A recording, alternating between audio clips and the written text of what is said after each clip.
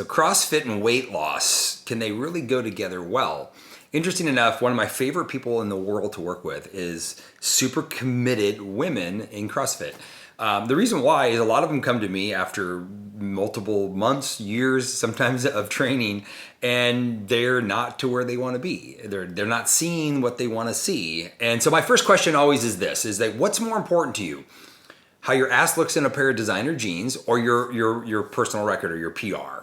And interesting enough, they almost will always lie to me at first, and then they'll tell the truth. Meaning that they always say, well, my workouts, I want to feel strong. I want this. I got second place in the last competition. But then once I really talk to them, what it comes down to is they're not liking the way their body looks, right? And I learned something from a professional bodybuilder that I worked with and I coached for quite some time, almost 20 years ago, 2 decades ago, is when we got her to the place where she was absolutely magnificent. At the end of the day, she wasn't that happy. Like, she wasn't that happy, right? She was not much more happy than when she started, right? Even though she put all this time and effort and work into it. And so there's something I want to go through, and I want to teach people, women primarily, and this can be men too, but I often find this with females that are training really hard, 5-6 days a week, working out to the bone, pushing their body to the next level, and they're not seeing the results they want. And so, I'm going to tell you a story about Megan later on, that one of what we did with her and how much it transformed and changed her life. But a few things that we need to go through here is when you start looking at, when you're training this way, you got to ask yourself, what's the real reasons behind it? So for some of you, they love the community, they love the workouts. There's usually people that are working out 5 or 6 times a week.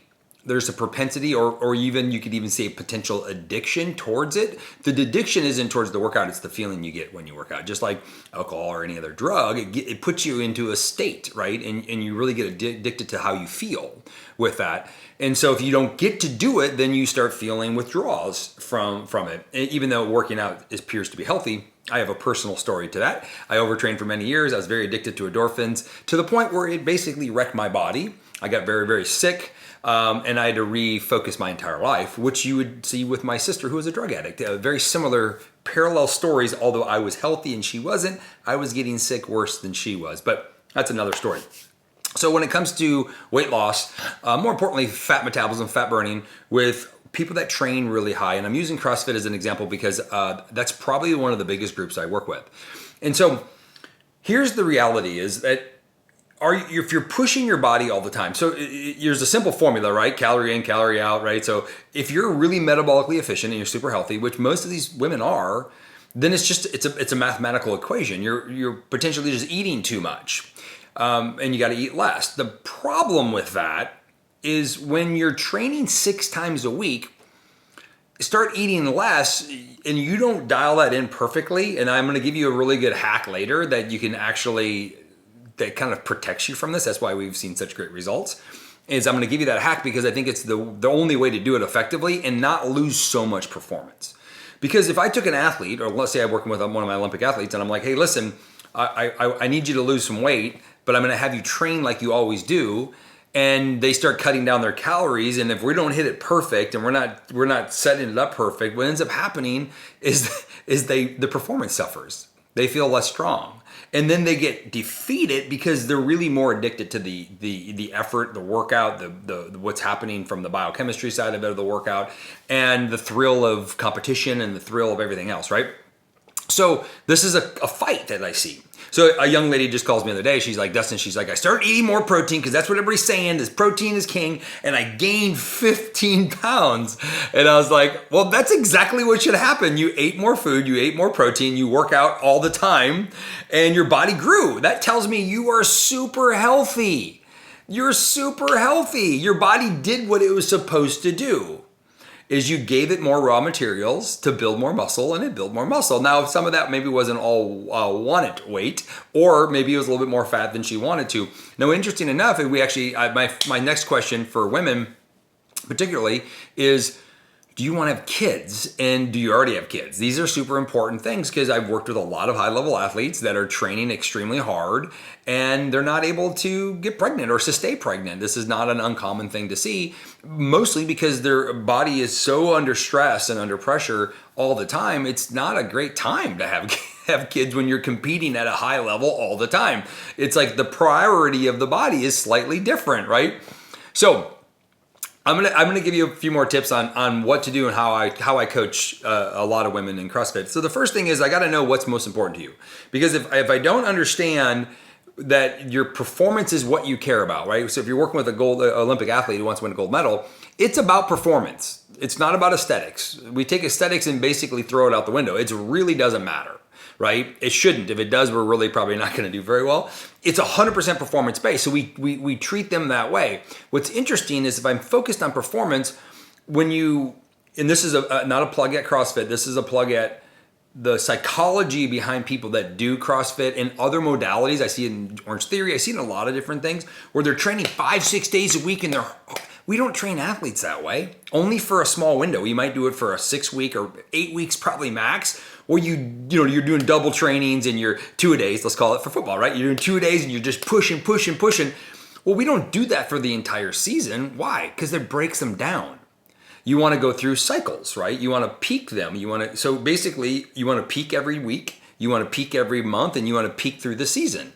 So that so you always have to have targets you're working towards, and part of your training should be down regulating. It should be recovery days, active recovery days, or a cross training day, right? I know it's CrossFit, but you can still cross train. You go swimming, do something other.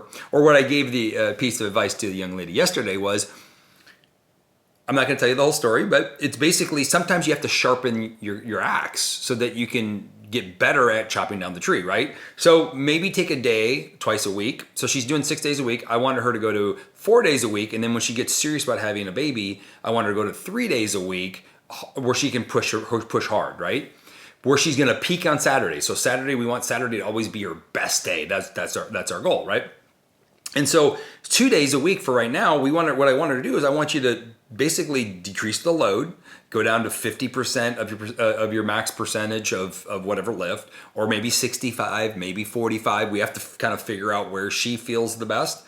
And I want you to work on your form. Maybe I want you to critique and maybe work on hand position and maybe look at doing things maybe in a better way. So you're sharpening your axe. You're still using your body, but you're not abusing it all the time. You're not pushing it to the 150 percentile all the time so that you can recover. Because I asked her, I go, she takes Sundays off. I go, well, how do you feel on Monday? She's like, I always feel better on Monday. I always have my best lifts on Monday. I'm like, well, of course, you just got a rest day. So what if we can put a couple rest days in during the week and then peak you on Saturday, take Sunday off, and then come back on Monday and get back into the routine? And she goes, well, what does that have to do with weight loss? And I go, well, when you work out at a high intensity all the time, it also increases cortisol. You're increasing your stress hormone. You're inducing a stress on your body. Exercise is a stress on your body. In most cases, it's a good stress. That's why I love working with this demographic so much, is because so many reasons. But the number one reason is I'm trying to get the rest of the world to work out, and you just working out anyway. Like you're so committed to it. And it's mostly psychology that we're working on. It's not physiology, right? So if you're pushing the body so long, it becomes physiology. That's what happened to me. But I got to work on your psychology. Basically, you have to find the same reward of not training as hard or finding another way of doing it. For some people, I would recommend yogas and Pilates and things like that. This young lady, I was like, probably not a good idea. I could tell by her demeanor that she probably wouldn't enjoy it. She probably would have felt like it was kind of like it wasn't worth it, even though yoga and Pilates can be very hard. But I was trying to get her to think about other ways to do it. And the best way was to maybe hone her craft and take a day where you just really focus on fundamentals and you're not putting a heavy load on your system. Well, what's going to happen is you do that for a long period of time. It could be a month, it could be 6 months, it could be a year, depending on the individual. You might see your cortisol levels stay high. They may not be cycling properly through the day, right? And that's not a good thing, because then your sleep gets off, your recovery gets off. And then as you get older, growth hormones decreasing, so that also impacts your recovery. And so these are just things that you have to understand. But once again, why does this impact weight loss? And so there's a few factors in here. One is when you put a high physical demand on your body wants to then eat to offset the physical demand. It's a primitive. You're asking it to grow. So you're training like, in some ways they're training like a bodybuilder. That's why their asses get so big, because the way they're training is they're encouraging their legs to grow, but yet they want their butt to fit in a designer jeans. I'm like, They're not matching. I go, you can't do that. And now there's always the one or two women out there that no matter what they do, their legs won't get bigger. Their butt always looks good. And I'm like, good on you. That's genetics. Good for you. But there's a lot of you out there that are physically strong and you're competitive. And the more you do that exercise, the bigger your legs are going to grow and the less likely those genes are going to fit. So what's more important? Your Aston designer genes or the PR or the performance? And you don't lie to yourself. You'll sit there. I guarantee if I ask you that, I usually give an hour. So I'll do the call. I'll talk. I'll bring this up. I go, tell me what's more important. I'm going to call you back in an hour. Because I'll sit on the call for an hour while you lie. And every time, I'm telling you, every time, if you're not like the top, going for world records or going for a gold medal, it's always your Aston designer genes. I'm just using that as a metaphor. It's you want your butt to look a certain way. You want your legs to look a certain way. It always comes back to be the most important thing. Probably why you got started, why you're so committed in it. And I'm not against that. Listen, I like to look good too. I want to be buff. I want my abs to show. I want a little six pack. Like, I get it. I want all those things too. At the end of the day, I want to be honest though, is that form of way of working out may not get you to where you need to go. And if that's the case, you have to have a come into Jesus moment and go, okay, but it doesn't mean you have to quit it either. And that's super important. So what does it mean because what happens is if you're training at a high level and you're trying to eat and if you don't eat enough, you're not going to train very well, right? So then what happens is so you either have to measure your calories every day and be very, very strict and really learn your calorie input. So you're going to want to drop your calorie input by anywhere from 200 to 500 calories per day.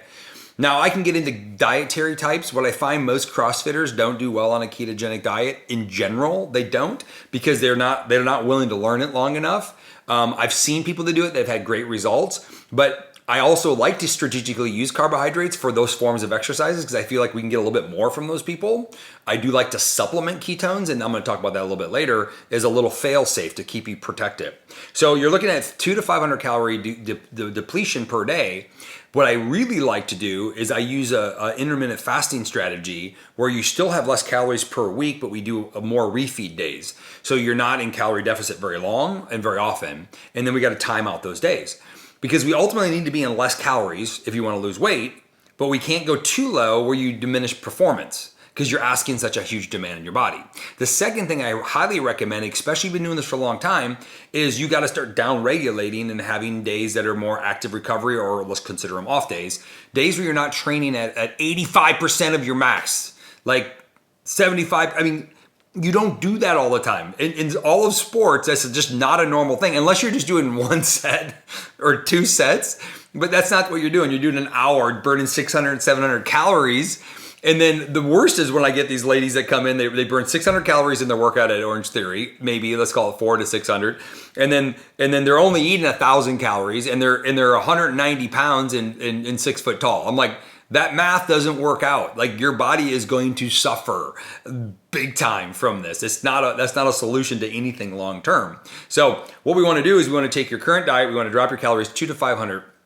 You can use intermittent fasting, which is what I typically do. I say, okay, listen, on the days that you're going to push, let's say it's 3 to 4 days a week, you're going to go at a high intensity, where you're putting high volume, you're going at it, you're doing your thing, right? 2 days a week, you're going to do more of a moderate, low intensity day where you shouldn't burn more than 200 calories. And it doesn't have to be an hour long, but you're working on your skill. You're working on your fundamentals. You're practicing your skill and you're honing your skills, right? Maybe working on form, working on mobility, whatever it might be, so that you're better the next day. On those days, we're going to intermittent fast on those days. So we're basically going to slip a meal out. All right. So twice a week, we're going to slip a meal out. We might even do it on the Sunday on your off day, possibly. Although that's a really big, important recovery day. So sometimes I like for people to refeed on those days. On the days that you train, you're going to feed. Okay. You're going to hit your goal calorie for the day. And then when it comes to protein, this is how I give the proteins. So typically I like ideal body weight. It's a mathematical equation. So the lady I was talking to yesterday, she was 5'3", 150. So, and she was, let's call her more petite. Okay. So she is more petite. So her ideal body weight is going to be roughly down into like the 110 to 115. That's ideal. That's if she was born like 100 years ago and very healthy. Now that's not where she would want to live necessarily. And then her goal body weight is 130. So and she was eating 160 grams of protein a day, that suggests to me that her goal was 160. So she's kind of targeting her protein goal for her weight goal. And so what I did is I go, listen, I'm going to pull your protein back because that's going to bring your calories down. And then most of the protein she's eating has extra fat in it because they just go together usually, unless it's supplemented. And I go, why don't we just pull that back and then your calories will come back down. Okay. And then the second thing I'm going to have you do is so that's the first thing. So that's already going to bring her calories down just a little bit. And then twice a week, probably going to be Wednesday, Friday, we're going to down cycle those 2 days. We're going to take a more of an active recovery day. And then you're going to intermittent fast on that. You're going to take your breakfast out. You're going to fast till noon. And you're going to eat all your calories between noon and 8 p.m. Okay, on those 2 days. That's all we're going to change. And what I guarantee will happen, now we are going to add a supplement in there because I think that's super important. That's going to protect her from anything that we might make mistakes on. What's going to happen is her performance is going to go up. Her weight's going to slowly come down. I need you to be patient on how fast that comes off. Okay, I want you to give yourself 2 to 3 months for it to come down. I don't want you to race into this because the faster you try to push the weight down, the faster your performance drops. Unless you're willing to go on a whole new lifestyle journey and be fully committed to me, which most people don't and they don't want to do, so I don't want you to do it. I want you to do what you're already doing, but let's just make positive modifications towards it. So this is, I don't care if you're doing CrossFit, Orange Theory, or you're just a hardcore trainer, you work out really hard. It's a vicious cycle I see. And then the last component to that is I have a supplement, ketones, okay? And the reason why I do that is that ketones protect muscle loss. And so if we're off somewhere, it's going to help protect any little thing. It's also going to help her recover faster, right? It's going to help modulate the stress hormones. So it's going to help create her internal biochemistry to set her up to become more of a natural, healthy person while she's putting excessive demand on her system. So we're going to help create that environment. The other part of it is ketones will improve her performance. So that's the trick, is that I don't want her to go out and start drinking ketones and then go, I can go harder. I don't want that. I want her to drink ketones and then say, I'm getting better. And then we'll use them strategically on her hardcore days to amplify performance, but then we can also use them as the tool to help her recover.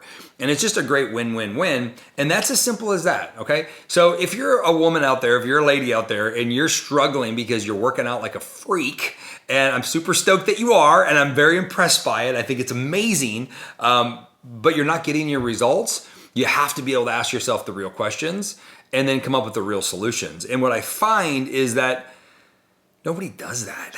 Everybody's asking the questions. They go by 2-3 years. And God forbid, if you want to have children during these phases and you can't get pregnant properly. And it's just, there's so many factors in this. Now I've taken a lot of elite people now having kids, my wife being one of them. She's a Marine, and then having children and then watching how her focus of what's more important changes.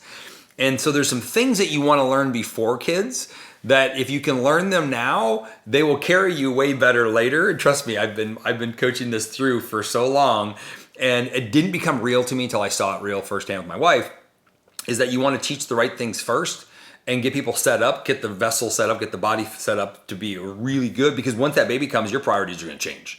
At least I hope they are. They change completely. And then you're kind of like, well, now you're missing this thing of exercise that's been super important to you for so long. Well, we can't leave that out. That's too important to you. So we got to find a way to incorporate that back in and still be able to be the badass mom that you know you are and you want to be, which apparently is, there's mom guilt is a big thing. I don't have mom guilt, so I may have dad guilt. I don't know what that is. But either way, I might have it. But yeah, that's another conversation for another day. Maybe I need an interview with somebody really smart on that topic. But here's the deal. You got to take rest days, active recovery days, cross-train days, things where you don't push your body 1,000 miles per hour. Give it time to prepare. Give it time to heal. And then look at each week you want to peak. Maybe each month you want to peak. So you're trying to build up to a level of this is my best day, and all the other days support that one day. Okay, and this is a building block. It's super, super important. You don't run a marathon by running a marathon the very first day. You got to build on it and build on it. You got to recover and rest and repair and build and rest and repair. It's kind of simple. And I know you've gotten caught in this pattern, but you got to stop the madness. You got to stop the patterns. Okay. So number 2, you got to bring your calories down if you want to lose weight. You just can't bring them down too fast. Okay. So protein, you're looking at anywhere from your body weight, or your ideal body weight. So if let's say you're 200 pounds and your ideal body weight's 170. So your protein shouldn't go above 170, but it might go as low as 130, somewhere in the 130 to 170 range per day. And then after that, we can go low carb and we can play with those things. I find that people that don't understand low carb well, which I love taking people through a ketogenic diet or a modified ketogenic diet. If they don't do it well, they usually suffer and the performance goes down, and then therefore they quit and they think it didn't work. Well, it didn't work because you probably don't know what you're doing, or you're not working with the 3 people in the world that really understand how to do it. There's only a few of us out there that really get this, especially at a performance side of things. And it may not be the right one for you anyway, but either way, we got to bring the calories down, find that sweet spot of protein, and then balance the other 2 out, okay? I like using intermittent fasting strategically in this scenario because it makes it easy. It's a fail safe for you. And then 100% got to supplement ketones to protect any muscle loss, help with to reduce your stress in your body, and then also ultimately help with performance. And overall, that will be your insurance policy to protect you from you being a dumbass sometimes. And us making mistakes. So with that said, let's come work together. Let's change your life forever. I do take one-on-ones. I take a very small number of people and I will work with them. And I do it in a unique way. So it's kind of fun. And I'm pretty cheap too. Never know. That probably came off wrong. But either way, come work with me. Let's talk soon.